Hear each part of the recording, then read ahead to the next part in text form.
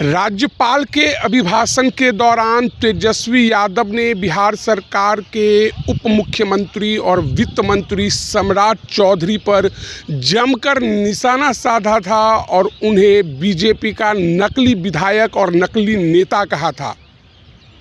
तेजस्वी यादव ने सम्राट चौधरी को उंगली करते हुए कहा था कि आप असली वाले बीजेपी नेता नहीं हैं, आप तो आरजेडी वाले हैं। 5 साल पहले बीजेपी में गए हैं, आपको पहली बार नेता हमारे पिता ने बनाया था। नमस्कार, आप देख रहे हैं डेली बिहार और मैं हूं रोशन झा। तेजस्वी यादव उस दिन फॉर्म में थे और चुन कर बीजेपी के नेताओं को क्लास लगा रहे थे, तो आज सम्राट चौधरी ने उन सभी बातों का बदला ले लिया। आज बिहार विधानसभा में सम्राट चौधरी का दिन था और भले तेजस्वी यादव सदन में नहीं थे, लेकिन सम्राट चौधरी ने तेजस्वी यादव पर जमकर निशाना साधा। उनके पिता लालू यादव और राबड़ी देवी के शासनकाल पर तंज कसा और कहा कि लालू शासन में सिर्फ लौंडा नाच हुआ करता था, बिहार में विकास के नाम पर कुछ भी नहीं होता था। तेजस्वी यादव ने उस दिन जो भी डाटा जारी किया वह सब के सब झूठे हैं। तो आज बिहार विधानमंडल में क्या कुछ हुआ, इस पूरे मुद्दे पर हम वरिष्ठ पत्रकार और संपादक अशोक सर से बात करेंगे और जानेंगे कि क्या कुछ हुआ है। सर, उस दिन तेजस्वी यादव फॉर्म में थे और आज सम्राट चौधरी फॉर्म में थे और चौके छक्के की बरसात कर रहे थे। क्या कुछ हुआ आज? बिल्कुल, देखिए, मंगलवार के दिन जिस तरह से तेजस्वी प्रसाद यादव ने बिहार विधानसभा में राज्यपाल के अभिभाषण के दौरान सरकार की जमकर खिंचाई की थी और एक एक करके, चाहे वो मुख्यमंत्री नीतीश कुमार हों, उप मुख्यमंत्री सम्राट चौधरी हों, उप मुख्यमंत्री विजय कुमार सिन्हा हों, संसदीय कार्य मंत्री विजय कुमार चौधरी हों या उद्योग मंत्री नीतीश मिश्रा हों या अन्य मंत्री हों, कि जिस तरह से खिंचाई की थी और व्यक्तिगत हमले किए थे, एक तरह से उनको टारगेट बनाया था, किया था, वो उसका असर आज फिर सदन में देखने को मिला। और आज बारी थी सम्राट चौधरी की। सम्राट चौधरी जो बिहार के उप मुख्यमंत्री हैं और वित्त विभाग के प्रभारी मंत्री भी हैं। आज बिहार विधानसभा में बिहार बजट पर जब चर्चा हो रही थी, तो चर्चा के समापन के दौरान सम्राट चौधरी ने अपना भाषण दिया बजट पर और उन्होंने ये दावा किया कि नीतीश राज में बिहार की सूरत बदली है। उन्होंने दावा किया कि जो तेजस्वी प्रसाद यादव ने जो सदन में आरोप लगाया था कि बिहार हर मामलों में फिसड्डी है, वो आंकड़े फर्जी हैं, वो आंकड़े झूठे हैं, वो असत्य हैं। और उन्होंने आंकड़ा पेश करते हुए कहा कि तेजस्वी ने कहा था कि 2005 के पहले बिहार में क्या था, 6 मेडिकल कॉलेज थे। तो उन्होंने बताया कि मेडिकल कॉलेज लालू राबड़ी के राज में नहीं खुले थे। मेडिकल कॉलेज थे, लेकिन लालू और राबड़ी के शासन मतलब 1980 के पहले ही सभी 6 मेडिकल कॉलेजों की स्थापना हो चुकी थी। नीतीश के राज में 2008 में बेतिया में बना, 2008 में पावापुरी में बना और उसके बाद सिलसिले ढंग से सम्राट चौधरी ने बताया कि किस तरह से अब लगभग सभी जिलों में मेडिकल कॉलेज बनने की बात की गई है और नीतीश कुमार उसको बनवा रहे हैं। इसके बाद शिक्षा के क्षेत्र में भी सम्राट चौधरी ने तेजस्वी पर निशाना साधा और कहा कि वो तो खुद नौवीं फेल हैं, उनके माता पिता ने तो उनको पढ़ाया नहीं, तो फिर वो शिक्षा के बारे में जानेंगे कैसे। और तेजस्वी जो आंकड़े लाए हैं, तो भला नौवीं फेल व्यक्ति आंकड़ा कैसे समझ सकता है? इसलिए वो तो बउआ है, उसको कोई लिख करके दे देता है तो आकर के यहाँ पे पढ़ देता है। लेकिन हकीकत यह है कि 3% अभी भी जो प्राथमिक विद्यालयों में छात्रों की जो अनुपस्थिति है या जो छात्र नहीं जा पाते हैं या छात्र विद्यालय छोड़ देते हैं, ये अभी देश का जो सबसे ज़्यादा पढ़ा लिखा राज्य है केरल, वहाँ पे ये स्थिति है। और यहाँ जो जिस समय नीतीश कुमार आए थे, तो यहाँ 50% से ज़्यादा छात्र जो है सो पलायन करते थे, छोड़ते थे, वो अब घट करके 30% पर आ गया। तो कहने का मतलब है कि शिक्षा के क्षेत्र में भी नीतीश ने बेहतर काम किया। दूसरी बात है कि सड़क के क्षेत्र में क्या कहते हैं, बिजली के क्षेत्र में, पानी के क्षेत्र में नीतीश कुमार की जो उपलब्धि रही है वो काफ़ी महत्वपूर्ण रही है। और सम्राट ने कहा कि अगर लालू और राबड़ी के राज में तो सिर्फ लोंडा का नाच होता था, अगर वो काम करते तो फिर नीतीश कुमार को ये काम करने की ज़रूरत नहीं होती और इन लोगों को फिर मुख्यमंत्री पद से अलग नहीं होना पड़ता, इनका सत्ता नहीं जाता, विपक्ष में नहीं बैठना पड़ता। तो इसलिए पूरी तरह से लालू राबड़ी की सरकार को उन्होंने नकारा सरकार साबित किया। दूसरी बात, उन्होंने तेजस्वी पर सीधा हमला किया और कहा कि तेजस्वी प्रसाद यादव को तो पढ़ने से मतलब रहा नहीं, तेजस्वी यादव को खेलने से मतलब रहा। खेले भी क्या वो तो पानी पहुंचाने का काम करते थे, उन्होंने तो कभी क्रिकेट नहीं खेला और समूचे जीवन में उन्होंने मात्र 37 रन बनाया। तो एक तरह से तेजस्वी के पर्सनैलिटी पर, उनके व्यक्तित्व पर भी सीधा हमला किया कि तेजस्वी न पढ़ने में अच्छे विद्यार्थी हैं और न खिलाड़ी अच्छे हैं, यानी कि तेजस्वी पूरी तरह से बोगस हैं, फेल हैं, फिसड्डी हैं। और ये सम्राट चौधरी ने उन पर हमला किया। दूसरी बात, उन्होंने कहा कि तेजस्वी ने आरोप लगाया था कि उन्होंने एक तरह से कही कि शोषित पीड़ित दलितों में जागरूकता फैलाई, उन्होंने उसके लिए सामाजिक न्याय के लिए काम किया।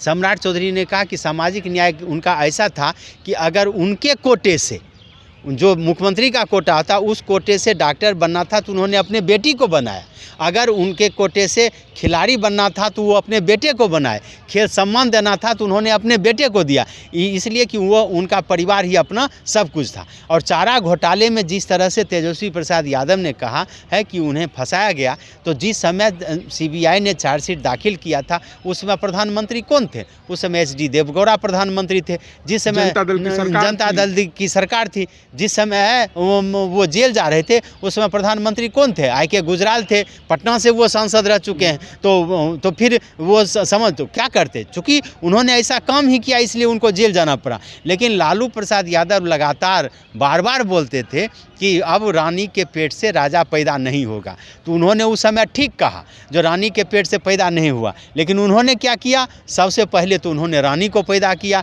यानी कि जेल जाने से पहले उन्होंने राबड़ी देवी को मुख्यमंत्री बनाया, और उसके बाद फिर राजकुमार पैदा किया, यानी कि तेजस्वी के बारे में बोल रहे हैं। अब वो चाहते हैं राजकुमार को राजा बनाना, लेकिन बिहार की जनता इतनी बेवकूफ़ नहीं है जो उनको सिंहासन दे, और यही वजह है कि वो छटपटा रहे हैं, उनको किसी भी कीमत पर राजपाट मिलने वाला नहीं है। बिहार में अपहरण, हिंसा की विस्तृत रूप से चर्चा की सम्राट चौधरी ने, किस तरह से जातीय हिंसा हुई, उन हिंसाओं में किस तरह से दलित शोषित पिछड़ों उनकी हत्या हुई, उनके राजपाट में किस तरह से अपहरण का उद्योग चलता था, कानून व्यवस्था पूरी तरह से चौपट थी।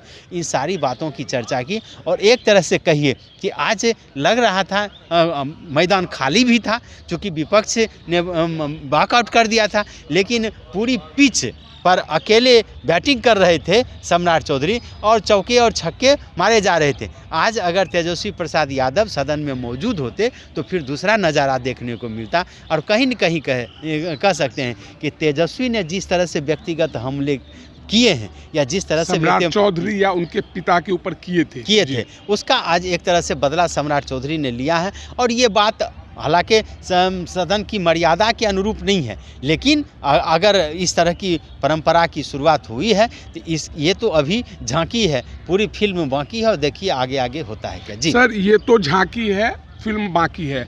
आपने लालू राबड़ी शासनकाल को भी देखा है, नीतीश के शासनकाल को भी देखा है। जिस दिन बजट पेश हो रहा था उस दिन आपने लिखा था कि 2005 बनाम 2005 की लड़ाई है। तो क्या आपको लगता है कि इस बार का बिहार विधानसभा चुनाव जो है वो 2025 में भले लड़ा जाए, लेकिन मुद्दा 2005 ही रहने वाला है? देखिए, अभी तक जो भी बातें थी, अभी तक जो भी मामले आ रहे थे, उसमें नीतीश कुमार सार्वजनिक सभाओं में कह रहे थे कि 2005 के पहले कुछ था।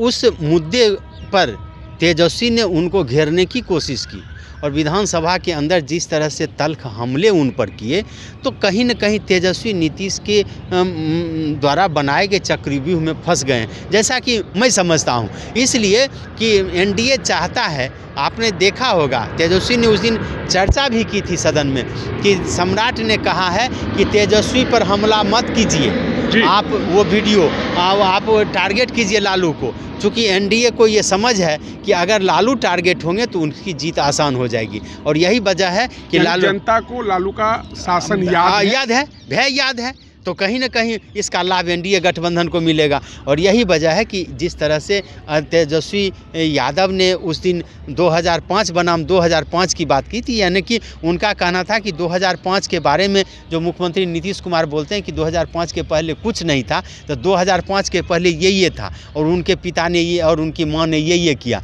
अब यही तो चाहती थी एनडीए की सरकार, यही तो नीतीश चाहते हैं, यही तो सम्राट चाहते हैं, और यही वजह है कि उस गिरफ्त में अब तेजस्वी फंस गए। दूसरी बात, यानी जिस पिच पर तेजस्वी खेल रहे थे, अब उसी पिच पर सम्राट चौधरी और नीतीश सरकार के अन्य नेता खेल रहे हैं। बिल्कुल, पिच उपलब्ध कराया नीतीश ने, खेलना शुरू कर दिया तेजस्वी ने, और तेजस्वी ने खेलना शुरू किया तो फंस गए।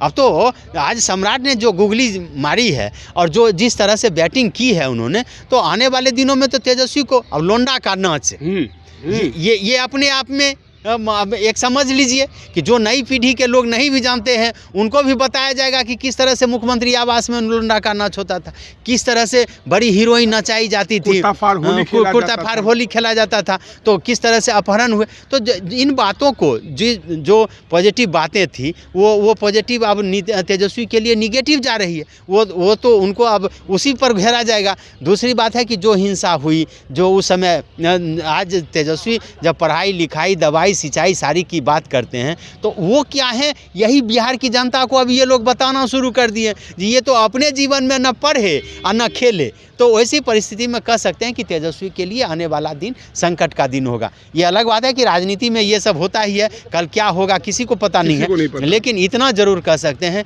कि तेजस्वी नीतीश की जाल में फंस गए, और परिणाम ये हुआ कि आज जिस तरह से सम्राट ने बैटिंग की है, आने वाले दिनों में यह और तलखियाँ बढ़ेगी। आरोप प्रत्यारोप का सिलसिला शुरू ही हुआ है, ये और बढ़ेगा। और अभी तो अब सदन से बाहर सड़कों तक और सड़क के बाद जनसभा में ये सारी बातें जाएगी, तो कहीं न कहीं इसका नुकसान तो तेजस्वी को भोगना पड़ेगा। जी सर, कल तेजस्वी युवा चौपाल में डोमिसाइल नीति को लेकर बोल रहे थे, बीपीएससी के छात्रों को जो सुविधाएं देनी है उसको लेकर बोल रहे थे, और आज उन्होंने प्रेस कॉन्फ्रेंस कर कहा कि शराबबंदी कानून से वे तारी को बाहर करेंगे।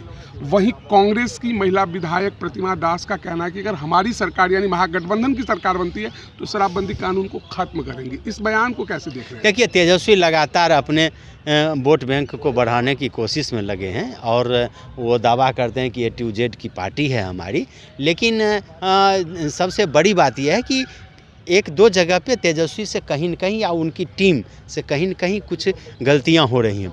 नंबर, जब आप ये क्रेडिट लेते हैं कि शिक्षक नियुक्ति हमने कराई, बिहार में रोज़गार हमने दिया, आप ये देते हैं कि हमारे चलते ही 2.5 लाख शिक्षकों की बहाली हुई, तो उस बहाली में तो डोमिसाइल नीति लागू थी, उस समय तो आपको वो लागू नहीं होने देना चाहिए था। अगर आप ये कहते हैं कि उस समय नीतीश कुमार अड़ गए और ये लागू हो गया, तो इसका मतलब है कि आपकी एक नहीं चली, तो फिर आप मतलब एक साथ दो बातें आप नहीं कर सकते हैं ना।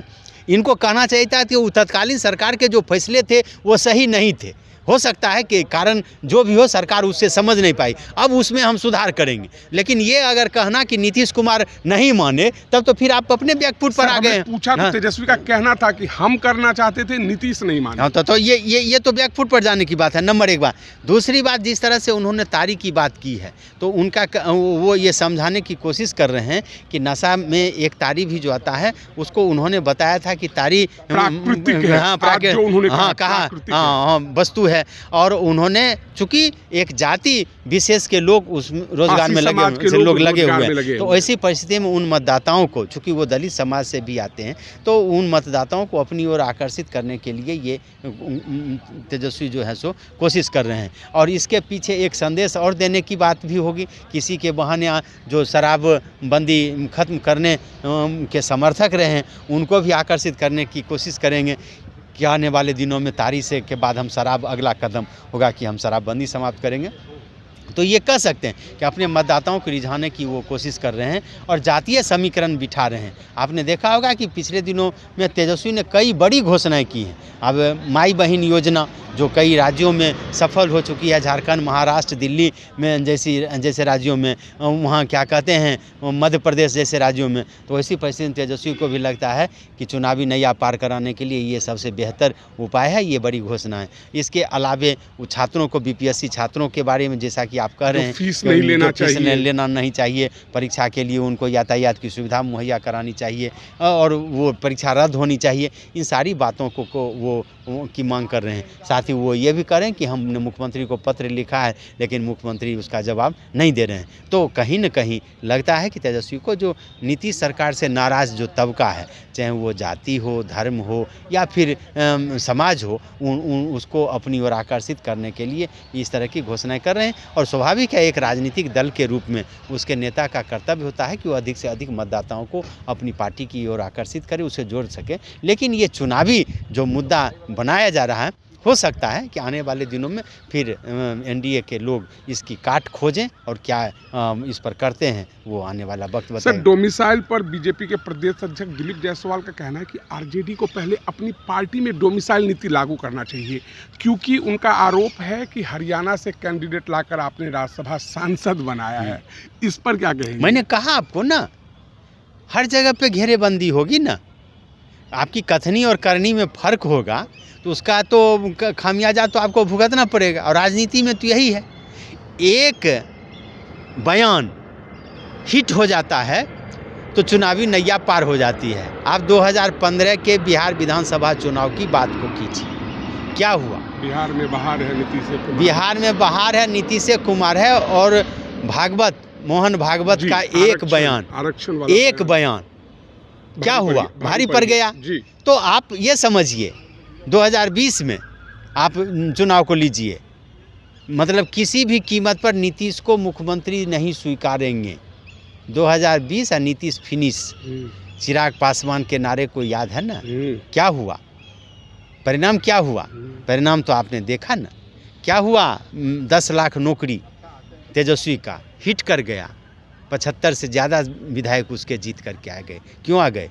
इसी चलते। तो आप ये समझ लीजिए कि आने वाले दिनों में नए नए नारे गढ़े जाएंगे, चुनावी सफलता के लिए नए नए वादे किए जाएंगे, चुनावी सफलता के लिए नई नई योजनाओं की शुरुआत की जाएगी, नई नई योजनाओं की घोषणा की जाएगी। ये सब होगा। शतरंज की चाल में एक तरह से कहिए कि राजा और मंत्री के साथ साथ पियादा का भी चाल चला जाएगा, यानी कि हर तबके के लोगों को जोड़ने की कोशिश की जाएगी, उनको खुश करने की कोशिश की जाएगी। और यही हमने आपको पहले ही कहा था कि यह बिहार विधानमंडल का जो सत्र है, ये विपक्ष और सत्ता पक्ष दोनों के लिए करो मरो की स्थिति है। और दोनों की कोशिश होगी कि इस विधानमंडल सत्र के बहाने सदन के अंदर और बाहर वो अपने समर्थकों को ये मैसेज देने की कोशिश करें कि वो अपने राजनीतिक दुश्मनों को पछाड़ने की कुवत रखते हैं। जी सर, एक सवाल और। बिहार विधान परिषद में आज सुनील कुमार सिंह आए थे, जिनकी सदस्यता बर्खास्त कर दी गई थी और सुप्रीम कोर्ट के फैसले के बाद बहाल कर दिया गया। क्या कुछ हुआ आज परिषद में? उनका रवैया कैसा था? देखिए, आज चूँकि सुनील कुमार सिंह जी का पहला दिन था और प्रश्नकाल में उन्होंने भाग भी लिया। जो बिहार में जल की स्थिति है, खास करके उन्होंने सदन में ये आरोप लगाया था कि बिहार में जितने भी कुएं या जलाशय के जीर्णोद्धार की बात की जा रही है वो केवल कागजी हैं, वो फर्जी हैं, कहीं पे ये नहीं हो रहा है। जबकि विजय कुमार चौधरी ने दावा किया था कि बिहार में जल स्तर में पिछले साल में वृद्धि हुई है, यानी कि तो इस पर सुनील सिंह ने घेरा भी था। लेकिन फिर भी कह सकते हैं कि आज का माहौल थोड़ा शांतिपूर्ण रहा। और सबसे बड़ी बात हुई कि आज सुनील सिंह ने बिहार विधान के परिषद के सभापति, जिस सभापति के द्वारा आप ये कह सकते हैं कि इनकी सदस्यता समाप्त की गई थी, जिन्होंने इनकी सदस्यता को ख़त्म किया था, उन सभापति को जा कर के इन्होंने अंग वस्त्र दे कर के सम्मानित किया है। उन्हें बुके दिया है। राबड़ी देवी को उन्होंने बुके दी है। राम बच्चन राय जी से इन्होंने मुलाकात की है, जो आचार समिति के उस समय में अध्यक्ष सभापति थे और जिन्होंने इनकी सदस्यता समाप्त करने की अनुशंसा की थी। तो राजनीति में ये सब होता है। और 7 महीने की सदस्यता गंवाने के बाद फिर कहिए कि सुनील कुमार सिंह विधान परिषद में आ चुके हैं। कहीं न कहीं उनको अपनी जीत पर फ़क्र है, होना भी चाहिए कि भले ही उन्होंने सरकार से सीधा एक तरह से कहिए टकराव मोल लिया और अंततः सुप्रीम न्यायालय से उन्हें न्याय मिला है, फिर उनकी सदस्यता बहाल हो गई है। लेकिन मुझे नहीं लगता उनके जो अभी तक तौर तरीके हैं उससे साफ ज़ाहिर है कि वो बदलने वाले नहीं हैं। फ़िलहाल कह सकते हैं कि अभी थोड़ी-सी बंदिश लगी हुई है पार्टी के नेतृत्व के ऊपर भी और उनको भी उनके मन में भी। आने वाले दिनों में दिखेगा कि क्या वास्तव में सुनील कुमार बदल गए हैं कि फिर वही हैं। जी। तो ये थे अशोक सर जो बता रहे थे कि आज बिहार विधानसभा और बिहार विधान परिषद में क्या कुछ हुआ। उन्होंने यह भी बताया कि पटना में आज दिन भर क्या कुछ हुआ। तो बहरहाल इस वीडियो में इतना ही। अगर आप हमारा यह वीडियो यूट्यूब पर देख रहे हैं तो सब्सक्राइब कर लें, फेसबुक पर देख रहे हैं तो हमारे पेज को लाइक कर दें। धन्यवाद।